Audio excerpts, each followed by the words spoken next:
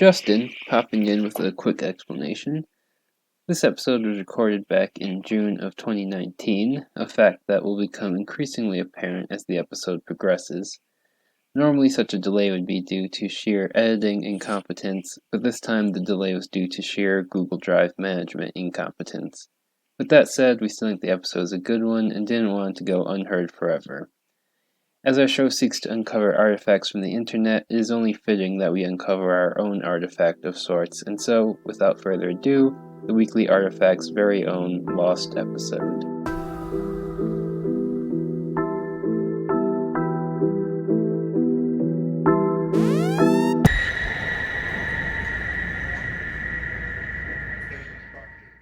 Hello and welcome to the Weekly Artifact. I'm Justin and this is my co-host. I'm Alex. We're two former creative writing majors searching for meaning in a sea of content. Every other week, we'll select one piece of content each, an article, a video, another podcast, that we found particularly interesting and discuss it. As always, our comments are our own and are not associated with any institution. The show may contain explicit language or themes. See the show notes for specific content warnings. Justin, what do you have for us this week? So this week, my text comes from a podcast. This is our first podcast artifact, even though every week we said that that's an option. But it's from a podcast called Pessimists Archive, hosted by Jason Feifer. And honestly, I only picked this particular episode called Umbrella because it's the shortest of all the podcasts that he's uploaded. Oh no! Okay, I'm more. That was my opening question for you. I'm more okay. You come into my time here, sure. Listen. All right, sorry. Back from the top. I'll waste my 12 minutes. Absolutely derail you. Yeah, I'm more interested though just in the general idea of his podcast. But to summarize this one, basically he starts off talking about London in the year 1750. And essentially, he's talking about the invention of not the invention of the umbrella, but sort of the incorporation of the umbrella into London society. So at this point in time, basically rich people could avoid the rain by hailing a horse-drawn wagon, and everyone who didn't have the money to afford it just got wet. Until a man named Jonas Hanway started carrying around an umbrella, and pretty much people laughed at him, and the coach drivers would throw stuff at him and even tried to run him over. Now, granted, he wasn't the first person in London to use an umbrella. Women had been using it for decades before, but it was more socially acceptable for them to use it. And also the umbrella itself as an invention had been around for at least 2,000 years before that. So, I mean, don't give this guy too much credit, but he was one of the first men to start carrying it around openly. So basically, people associated the umbrella with femininity and low class, whereas they associated being in the rain with some sort of toughness. They thought it was unnatural to try and control how the weather affects you. He even tells the story of how they wouldn't pump fresh air into the hospitals because they thought that was too artificial to be controlling what sort of air got into the hospital.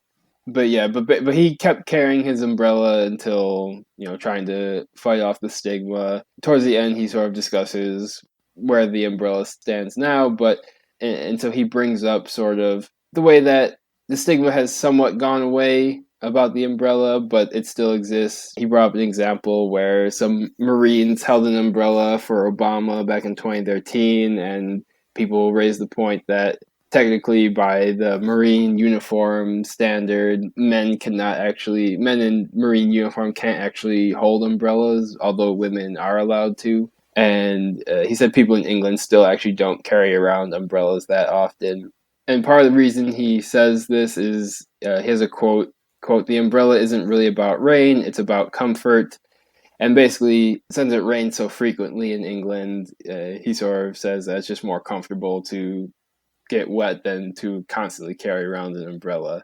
And he also goes on to say that the problem with tech pessimism is not when people say something's not for them, but rather when they try and prevent other people from having it. He talks to someone who does live in England, and he said people still don't really carry around umbrellas to this day. But it seems like maybe the stigma of people sort of if you were to carry around a belt, maybe people wouldn't laugh at you the way that they would have before, perhaps. One other thing I'll add, later episodes of this podcast I found are sponsored by the Koch Foundation. This one is not. I don't know when he started that partnership, so I can't totally recommend this podcast, but this episode is clean and yeah, I mean, you could do what you want with that. I mean, I think, yeah, I don't necessarily think that makes it a bad podcast, but yeah, it was a little bit sketchy. So basically, I want to open up this conversation to thinking about technology pessimism generally. Pretty much, I really like the concept behind this channel in terms of there being basically Jason Feifer exposes the rich history of people sort of critiquing various innovations and decrying them as something that's going to lead to some sort of major decline. Then, of course, the innovation comes, things don't actually decline, but then it seems like we just forget about it and everyone just keeps repeating this cycle. And so I don't know if there's any sort of examples that came to your mind, if you were thinking about that at all. But I know ebooks, I know would be one that we both had some experience with. I'm not even sure if we're out of the ebook panic yet or not, but I remember being an undergrad, having to listen to all those little speeches about how we were going to be losing the smell of paper and stuff like that. But I mean, and I think, I don't know, sometimes I prefer a hard copy book, but there's other times where I definitely, an ebook is better. It doesn't take up space. Sometimes I just need to find something quickly. Uh, I don't know if you had thoughts on sort of the technology pessimism. Well, I was gonna say, I don't think we're out of the ebook debate by any means. So I was gonna say, no, like your past tense use, you all like corrected yourself, but there's by no means are we like done with this. I mean, especially like in our immediate circle, but yeah, those were some rough, weird soapboxes in the middle of a English class. But yeah, I mean, I don't know if I guess I wholly support ebooks, but I wholly do not support people bitching about ebooks, I guess. So I'm just by default, I'm pro ebook just because I'm anti anybody who's anti. I'm anti ebook, I guess. So double negatives equal positive. That dude, I can't like wrap my. I still like. I listen to this. Must have listened to that your podcast like 3 or 4 times. It's only like 20 minutes or something, but like the modern day Londoner at the end, he's like, yeah, it's just what's convenient about carrying around this thing you're gonna need every day. And I'm like just thinking like, I mean, I guess an umbrella is kind of like bulky, but not really. And that's like a real just because you need it every day doesn't mean it's a bad reason to carry it. I thought that would just be more incentive to make sure you have a good one, you know? Like it is that like logic to make any sense to me. And like the parallel that the guy that does the podcast drew to like, yeah, well, don't act like that about fake news, but I guess it's fine with the rain.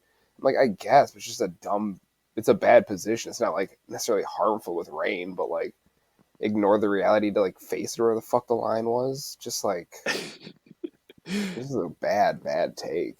Just get an umbrella. Like, I don't hear I don't know. I'm trying to think of a time that like technology like made something worse, like truly. Like, I guess like cars maybe, but like 50-50, you know, like most things are just sort of like either a double-edged sword or like good, you know, like I don't know anything that was just like we introduced this thing and it's just a cancer to the world because probably it wouldn't because I don't think because you can't even make money off that probably. I guess like McDonald's, I don't know. Yeah, maybe like mass production of like artificial food and like maybe I had like McDonald's for lunch probably 2 days a week at least, but like it's not good. I support it with my dollars, but I know it's not a good thing. I'm just a bad person, I guess. But I'm trying to like I think maybe like maybe just manufactured food is like something that I can get behind technological fear, but we're like 60 years too late. Well, yeah, I guess I have 2 points. So one is certain societal actions can have societal consequences. For example, if we as a society decide to spend more money and make a priority out of teaching music in primary school, then you'll probably end up with people who are more educated about music and can make more creative music. But which is not to say that these people are somehow better or worse than any other people, just that you can have generations that are different based on what you as a society spend money on and prioritize. And so I guess sort of even with like the McDonald's example, I guess that could possibly fall more into that category where it's not that fast food is necessarily a fast food is kind of a bad thing, but it's more about if you whether or not you prioritize, healthy food and subsidizing healthy food and Mm-hmm. things like that, or and breaking up large corporations is not as much like an innovation, just like we as a society have decided that it's okay if you have Mm-hmm. this franchise that spans the whole globe and can just make cheap food, I guess. Right. But it's not like the people who go to McDonald's are somehow worse than the people who existed Right. before McDonald's, I guess. Yeah. But yeah, there's like another podcast which I have mixed feelings on because it's a little bit pretentious sometimes, or not even pretentious, just like kind of snobby. But it's called Filmsuck. Can Uh, you make a podcast without being snobby though? I don't think so, Okay. uh, It's an but inherent part of the art form. An inescapable trope. In that podcast, one of the women who hosts it is a teacher, and she in one episode she talked about how she thinks that because there's so much standardized testing, that people can are less creative thinkers, basically, and so that I think that could also. I don't know. Maybe people are better at other things because of standardization, but even myself, interacting with students, I do sometimes wonder. It does sometimes seem like they are more about they just want to sort of like repeat back to you what you said, but not necessarily like apply it. Mm-hmm. Uh, which could I don't know. Maybe standardized testing is my technological pessimism, but again, I think that falls more in like what does society prioritize. Right. Well, I was gonna say I'm deeply skeptical of any generation critiquing another, especially an older to a younger. But I think your gap is tight enough between you and the students you teach that I'll value your opinion over however old this woman is talking about film suck. Mm. Um, you're probably right, and I think standardized testing is probably another one of those examples where, like, yeah, that's probably just like in a lot of ways inherently worse for wear, but that doesn't necessarily mean it's a bad thing. I guess I don't know. I'm trying to think like a good word for like fast food and like standardized testing. That's like technically there's things about it, but it's like hard to just say something's pretty much outright bad, but sometimes it just kind of is. Yeah. I think the other point that was interesting too was just thinking about the reasons why sometimes people will say something's bad. For example, in this one, ostensibly the reason was because umbrellas were womanly or, were a sign of poverty or whatever. But in actuality, I feel like it probably had more to do with the fact that the coach drivers had a monetary interest in people not sort of accepting that the umbrella was thing that they could use instead of having to pay for this coach. Although I Yeah. wonder if there's any sort of parallel to that today, because I was trying to think of one, but I feel like now a lot of the innovations are based on automation, Mm-hmm. and I feel like companies have an interest in pursuing automations that they don't have to pay employees. So I don't know where the incentive to accept innovation or not necessarily comes from, or if it has anything to do with that. You can thank Reagan for gutting the unions for the people that would fight against automation. And also, anything French is inherently bad, is what I really got out of the podcast. And I think we can all get behind that. So, But I will add to, I think a lot of this also sort of connects back to the critique people make about, kids these days or whatever. And there's actually an episode of Pessimists Archive where he sort of traces that is that pre people, or post Coke endorsement? I believe that one is post. I think that's the one I listened to where I was like, oh, Mm. uh, but but it's still like a good episode. Like I said, Mm-hmm. I don't know, like the politics. He's one of those people that like thinks that you can just not talk about politics Mm. somehow. Weird for a technological pessimism. Yeah, it doesn't really make sense, but like I said, you'll have to make the individual decision if you can get Mhm. behind that or not. But the Kids These Days episode was good. It was actually interesting the conclusion he came to as well, because he sort of said basically the reason why people will say that this next generation is not as good as ours is because it's sort of like a way to seek immortality, in the sense that if Mhm. you can justify being better than the people who are coming up behind you, then you can justify them never Mhm. replacing you. Mhm. But of Mhm. course, eventually they will, except for me. But for the rest of you, you'll be replaced. I don't believe you're part of the greatest generation, Justin, so you can shut the fuck up with that shit. My grandfather fought on the beaches of Normandy, making sure those American scumbags did not take what was rightfully claimed. Fuck the French. Fuck anybody that supports the French. This is very, very circular, and I like it. All right, well, that's all I have to say about my artifact. What's your artifact this week, Alex? So my artifact is an article from theappeal.org written by Adam H. Johnson. Hot off the presses, 6 days as of recording this podcast to get a timestamp on there, but to let everybody know how long it takes to convince me to edit any of this Our shit. turnaround is gonna be so much quicker now, though, because Yeah, we. it is. Because we're all out. Don't let Uh, them know. yeah. It's a dead sprint every week, every month, every bicentennial. Uh, the article is media frame time to ban ride along police TV, and sort of taking shows like Cops and 48 Hours to task, rightfully so, I would say. But so I mean the article sort of has a lot of sort of concrete examples about immediate consequences and sort of long term societal thought correction, I guess, as far as what these shows do to the public conscience.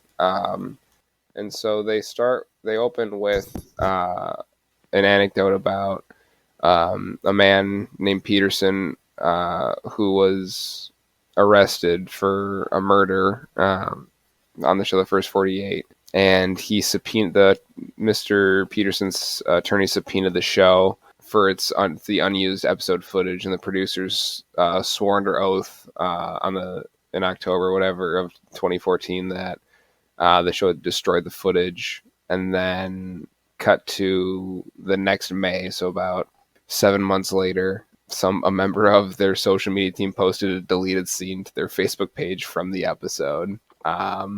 So ultimately, the presiding judge dismissed their motion for either a mistrial or whatever it was, and then Mr. Peterson pled guilty in exchange for 80-year prison sentence.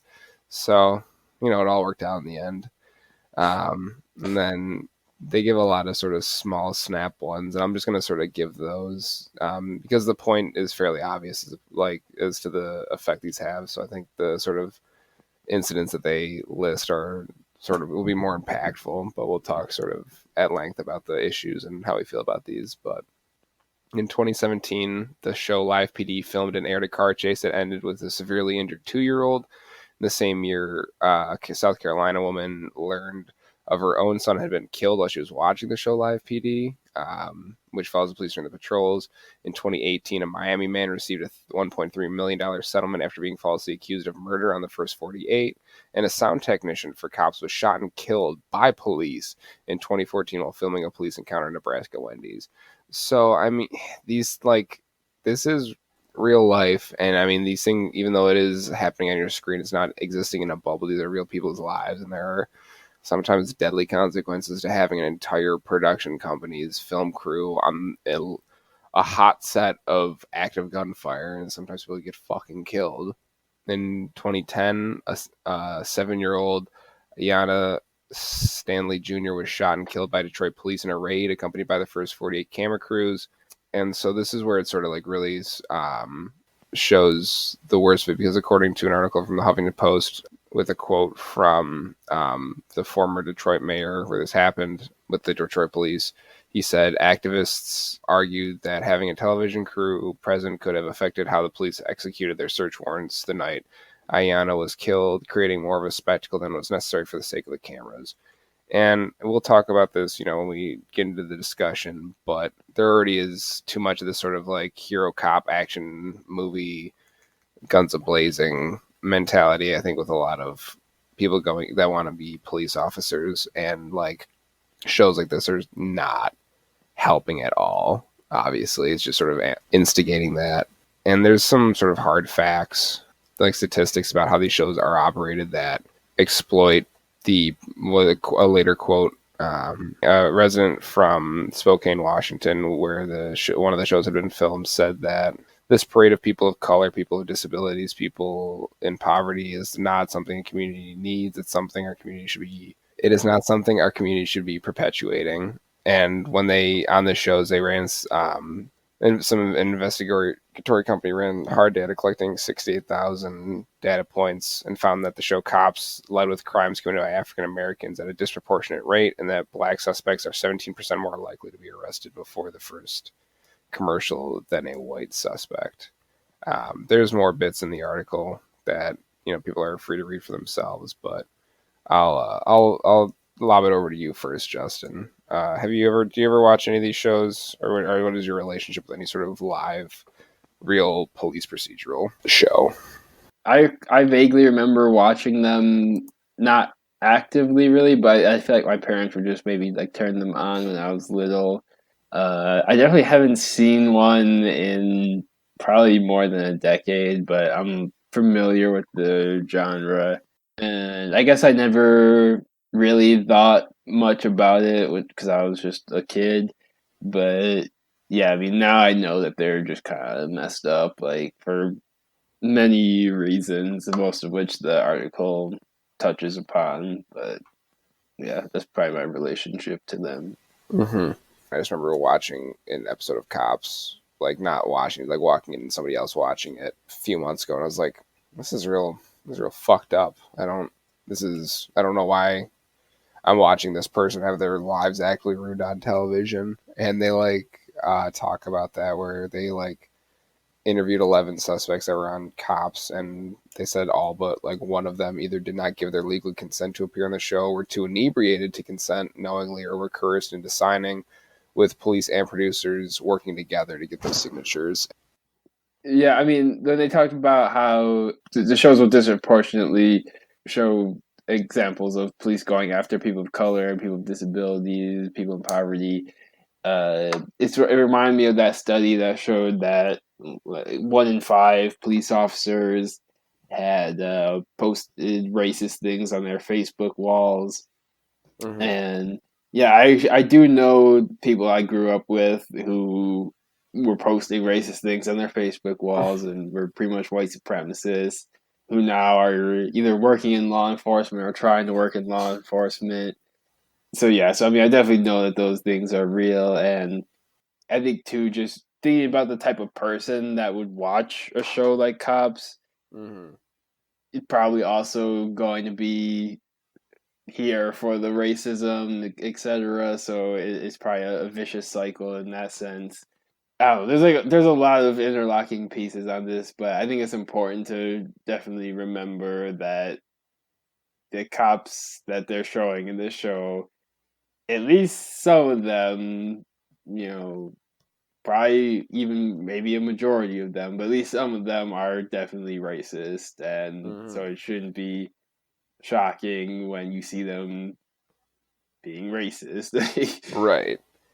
And another thing that, along with all the just real things that are happening, some of the fake things that happen on this show, which I mean, you can't really. I don't know how much they can be like, all right, we're gonna take that from the top again, but um, they were talking about how there was a show called American Vice: The Doping of a Nation, which was like a primetime special about um the infiltration of crack and cocaine into society in the 80s, and the show is sued by a woman for defamation because the host of the show described the woman that was being filmed as a prostitute who was supplying truckers with speed, but she was just there painting a friend's house, and they just decided to narrate over that shit and just like make up a fake thing. And so they settled out of court, but like obviously like they're just like lying about things that happen. And so like you like it's advertised as like a real show, like this is like real cops doing the real thing, but like that doesn't mean they can't embellish and also just like add fabricated things through like sort of the more controlled shooting scenes or like narration or anything like that, or like the sort of one-on-one interviews, like oh no, like spice that up a little bit, like punch up that line, he had like 10 pounds instead of like 2 ounces or some shit. Like there's no reason they wouldn't or couldn't do that. I mean, the whole show is premised on the idea that everyone is guilty until proven innocent. I mean, there's no way that Yes, you yeah. could watch these shows of these police coming in and Mm-hmm. basically hunting down these people. There's no way you can enjoy watching that unless you at least implicitly believe that all these people are already guilty, which is completely antithetical to how America's legal system is supposed to work. But of course, at the same time, we have Trump out there campaigning that police should smash suspects' heads into the cars, and people cheer that. So uh, it just is feeding into this perception that all suspects are guilty until proven innocent, which is again just not how that's supposed to work at all. I think overall, like it's not. We don't just need to get rid of like these types of shows, but we just need to fundamentally reform the job of the police officer. I mean, I've heard this point from Lee Camp, who's basically like a political commentator slash comedian, but he makes the point in a much funnier way than I'll make it. I'll just sort of summarize it. But basically, a police officer's job includes basically writing traffic tickets, but also addressing domestic abuse situations, but also stopping active shooters. Like it just ranges all over the place. Mm-hmm. And there's really no way that any one person can be trained appropriately to do everything that a police officer has under his purview to do. And so really like police just as an institution generally just needs to be abolished and replaced with probably various services that can address these individual needs. I mean, some of what police do just doesn't even need to be done really. Like traffic tickets are mostly Mm. just attacks on the poor. Like we probably don't even really need to have that. I mean, you could probably have a longer discussion on how do you sort of plan out city spacing and where people can park their cars and blah blah. But um, there are some roles that I think police do that are necessary, but they shouldn't be done.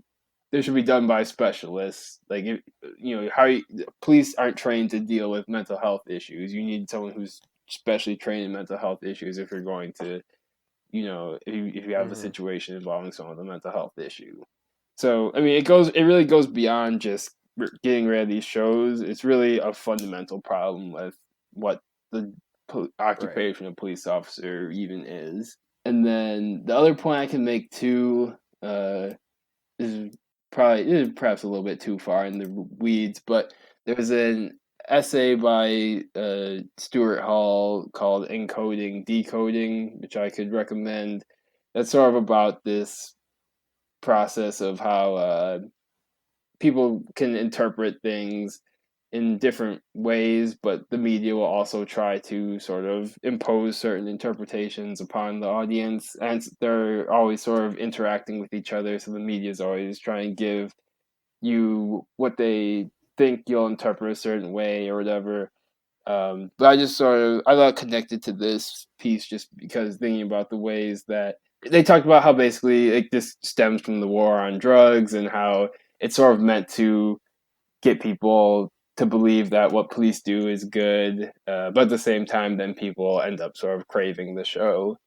And so I thought that was a good lens if you're trying to take a deep dive on this. But also the point I would make too is that when they said it's like a recruiting tool for law enforcement, also relates to that a little bit. But just thinking about the type of person, again, going back to the amount of cops that are racist and things like that, the type of person that would watch one of these shows where they're abusing people of color, poor people, disabled people, and think, oh, I want to get in on that action. Like, there's just only a certain type of person that does that. Well, So with the two things.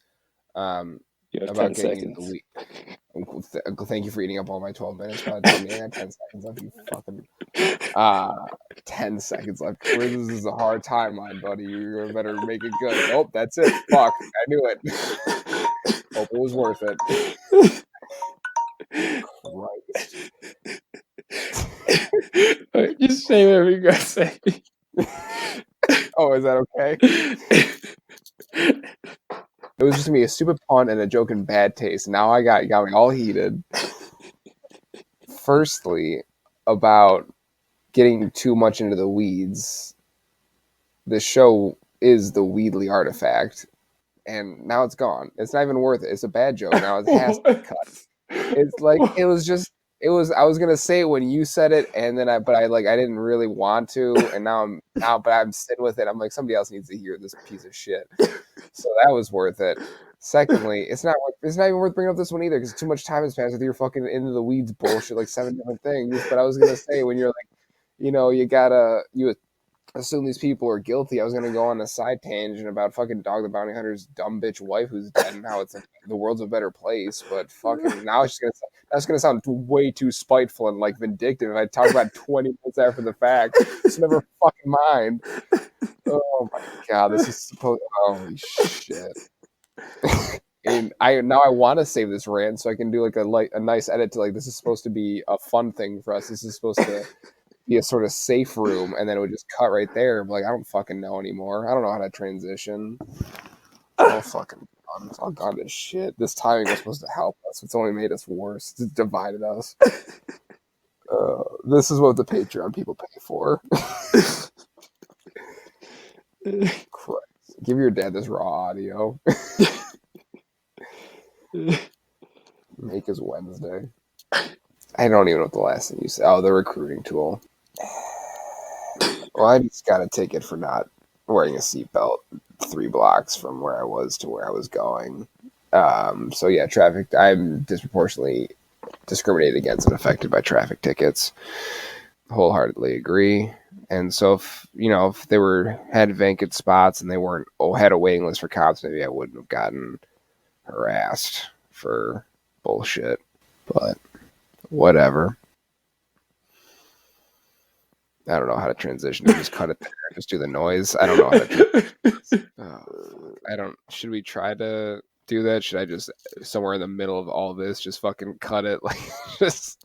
Whatever. I don't know. Are we in the safe room yet?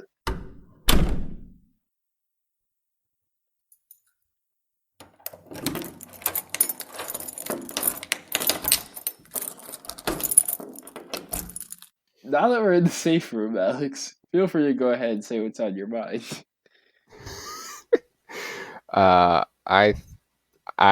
What is on my mind is it's been a thing I've been actively defending for a while, and the most recent time it came up was talking with you.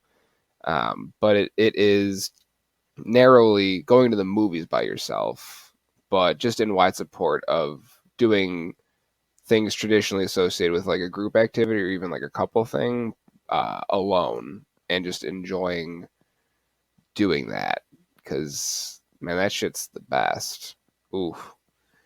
Go to a movie. One of my all-time best movie and best eating experiences were by myself. The two that come to mind are when I saw Chris Rock's comedy film Top 5 by myself when I went to the movie theater to see it. And there's probably about 7 people in the theater.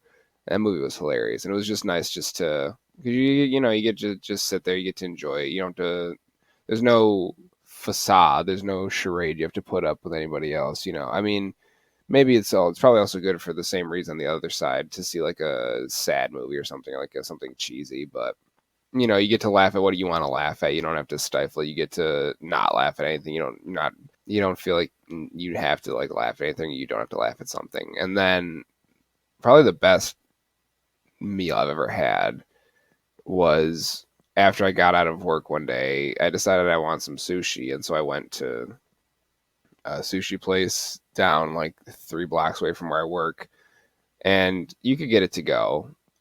And I could have gone somewhere else, like a fast food place, but I decided to, get a table for one, sit down, and just go over the menu. Just no rush. I didn't have to be anywhere. There's nobody else was waiting for me. You order when you want, you take as long as you want. So it was a lunch thing, so I wasn't like holding up any tables. And you just get to sit there. You can be on your phone, you can bring a book, you could just chill out. It's just some essences of like true freedom and true aloneness that is, you don't there's not a lot of opportunities to have that in a like in the public sphere. I think that's where it's best, like, because you can be by yourself at your house and it's fine or whatever, but just sort of the juxtaposition between like, everybody else is technically also around you, but you're also by yourself is something that I don't think anybody gets to experience enough. And if you don't want to, you don't have to, but I think it's something you should be able to do without, severe criticism of like, oh, that person's eating alone. What a fucking loser. I'm a loser for other reasons. You don't have to go for the easy shot, get to know me first. I think even if you don't want to, you should be forced to. I disagree with you, but Well, me personally segregated from society, or just everybody should be forced to do it at some time. No, but I mean, I don't even think that like other people really say anything about people who go. Well, some people do, but I feel like most people don't say anything about people who go out to things alone. I feel like most of the criticism is just internal. I mean, I know I've never gone to the movie theater alone or gone to a restaurant alone. I don't know. I mean, I really don't have anything to disagree with you about. Like, I think, I don't think you should feel any pressure to not go or to have to find someone to go with. But yeah, I still don't know whether or not I would do that. And yeah, I don't have any reason why. I will watch a movie at home alone, but That's not it, baby. You gotta go. I implore you. Yeah, I don't know. I mean, maybe I will. It's tough now because so many movies are just so bad. It's true. It's hard to justify like doing that, but it's just hard to justify like spending time seeing any of these movies, anyways. But I feel like most of the time I go, the movie is just an excuse to hang out with someone. right, and that's where the crux. It has to be something you like. Well, because I mean, there's nobody around that would like. I only have ever done that with like truly like sort of like smaller or under the radar independent movies. Top 5 isn't the only one, but that's one that sticks out because that was like a particularly like funny movie for like 3 like laugh out loud like butt gusting parts, and I like butt gusting, gut busting. Wait, did you say part butt gusting? I'm pretty sure I said butt gusting the first time. I didn't catch that. That's hilarious. I got the title for you already. But I'm pretty sure I said fuck. Anyway, it's been a good one. That'd be funny if you did say it that you just I did, and then I just backtrack. Oh fuck. We're gonna find out in post. But I just remember that one had like 3 parts that I was just legitimately like guffawing at. And you don't necessarily there's some reservations behind that. Yeah, I changed it up. I used guffaw. That's how that's how sensitive I am right now. I still am too. I'm very sensitive to my word choice right now. I'm hyper aware of all the words I'm using. No 2-word idioms for the rest of the night. Yeah, no, I think no, I feel like normally I have some point of disagreement, but the most I can come up with is just there's also not really a restaurant that I've ever particularly wanted to go to so badly that I just wanted to go alone. But yeah, no, every single like lunch thing or dinner thing I've done by myself has been exclusively spur of the moment. Like I'm just like hungry and I'm not like I just want something a little nicer than like fast food or like making myself like tuna at home. So fuck it. And you just like sit there and you just like grab something. The movies have been a little more premeditated because it's like usually something like I can't like I could ask somebody to go, but I also don't know if they'd like it. I don't feel like having to like, like check in on them and make sure like I didn't waste their like 2 hours and like $10, So you're just like, I can like do it by myself. And if I don't like it, then, there's nothing, no love lost. But, it's hard to justify convincing somebody else to go see a Polish film with him like in subtitles about like a small convent of nuns that were sexually assaulted by Russian like soldiers coming home from World War II and the fallout of that for 2.5 hours. It's you just sort of make those calls for yourself. Mm-hmm. I'll also go see the film The Innocents. I would like 2 summers ago. I would literally just go on like the Dipson website and be like, all right, I'm just gonna see every single movie that comes out, and I pretty much did. And it's a good ass movie. It's extremely like unsettling and powerful, but it was a good movie. Anyway, ooh, that's money. That's money. That's butt gusting money.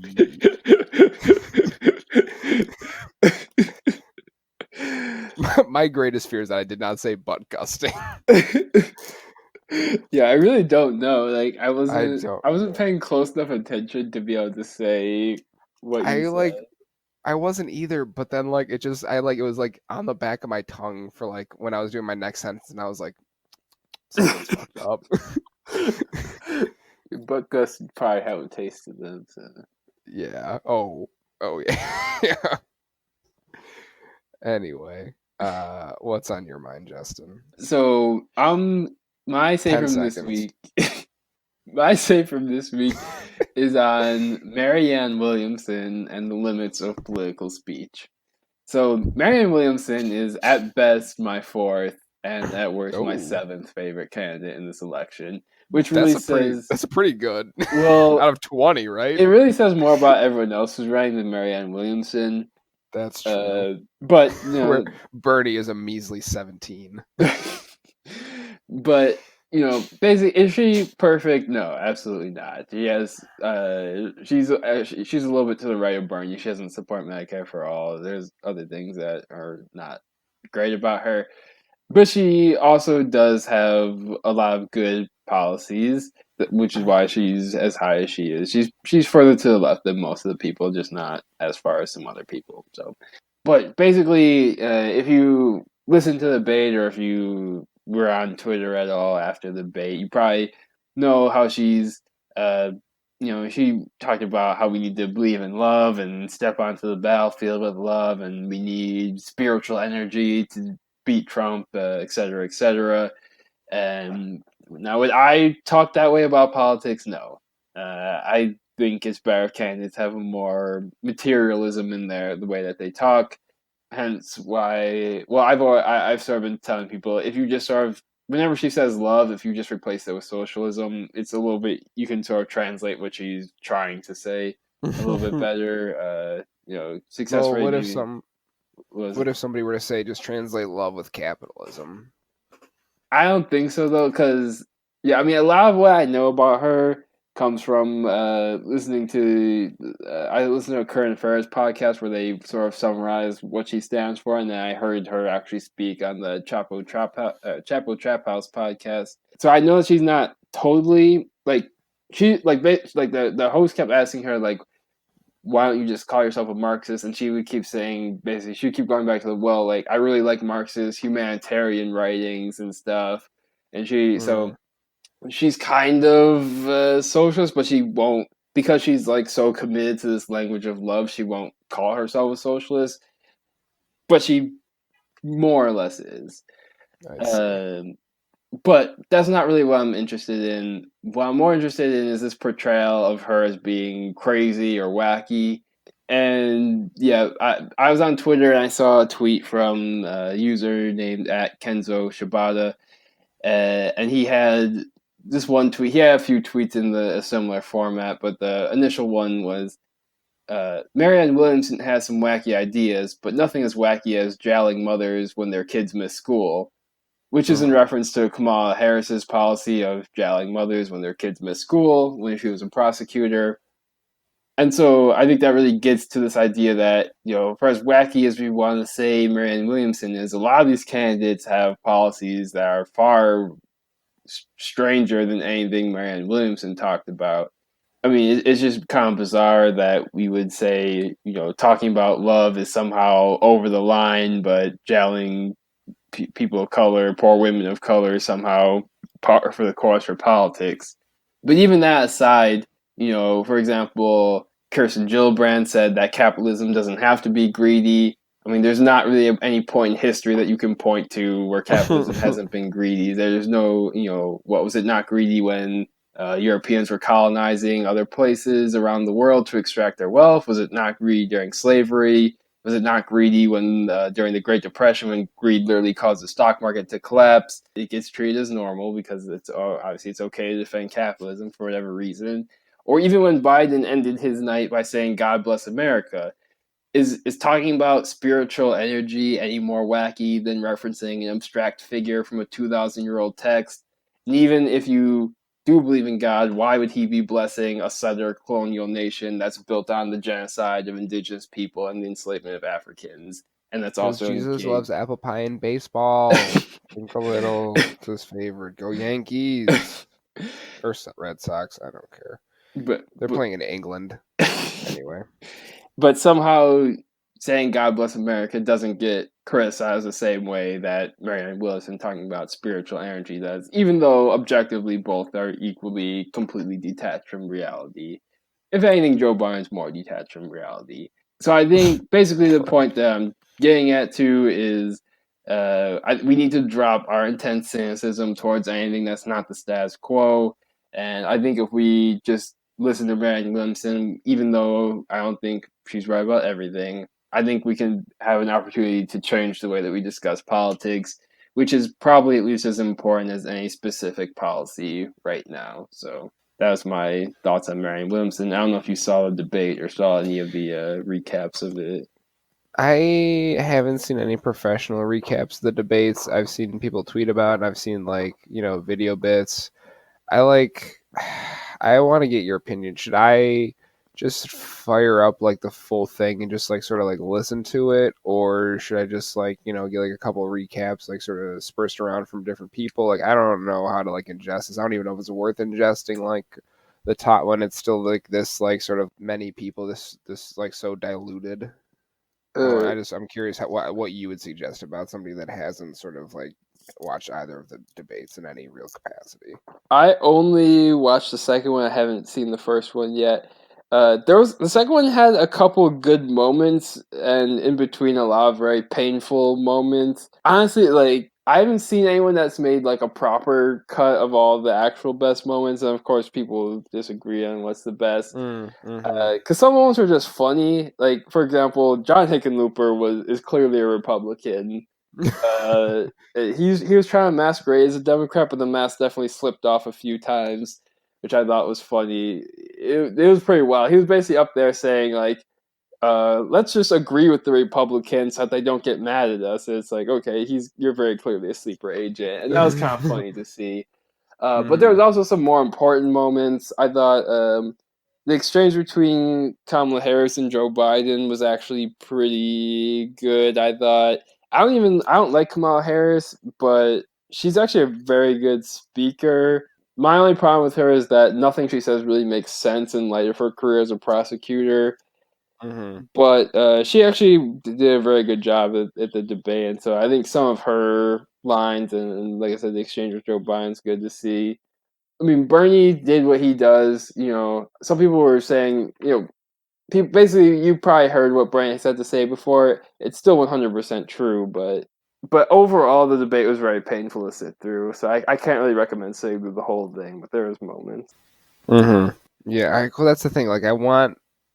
I'm mostly honestly at this point, I'm here for the memes and the trolls and shit, and the yucks, And so I would want to see the Hickenlooper shit. Which, God, for Christ's sake, his name is John Hickenlooper.